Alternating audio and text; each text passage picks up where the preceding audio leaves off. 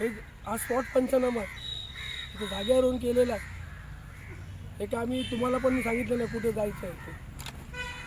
ही जी जागा आहे ही आता सगळी व्यापलेली आहे. भविष्यात कचरा टाकायला सावंतवाडी शहरात जागा नाही आहे. मी नगराध्यक्ष असताना मी मागणी केली होती, त्याच्यानंतर प्रशासन लागलं.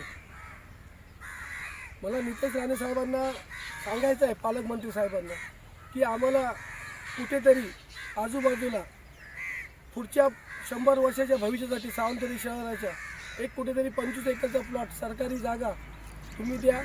त्या गावातल्या लोकांना त्रास होता का म्हणे आणि सावंतवाडी शहराला जवळ पडेल अशी आम्हाला एक जागा द्या, ज्या ठिकाणी कचऱ्याचं चांगल्या प्रकारे व्यवस्थापन होईल. आज जर तुम्ही बघितलं तर ही परिस्थिती आहे. हा कचरा काय करणार?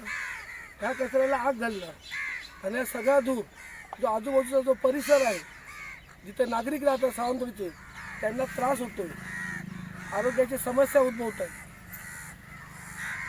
त्याच्यामुळे आमची मागणी आहे पालकमंत्र्यांकडे, आम्हाला कुठेतरी 25 एकर जागा द्या. आम्ही सर्व टीम पालकमंत्री साहेबांना भेटणार आणि आम्हाला खात्री आहे, 100% खात्री आहे की नितेश राणे साहेब आम्हाला 100% आमची मागणी मान्य करतील आणि सावंतवाडी शहराच्या विकासात निश्चितपणे हातभार लावतील.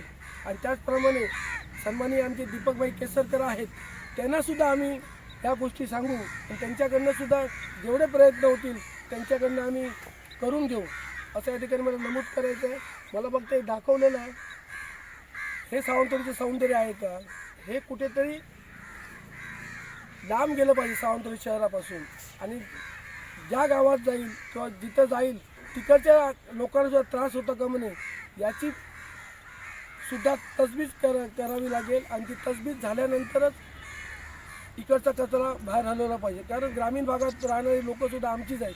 म्हणजे अशी जागा निवडली पाहिजे जेणेकरून कोणालाच त्या धुराचा किंवा आणि त्रास होता का म्हणे. हे तुला दाखवली ही जागा सगळे व्याप्त झालेली आहे.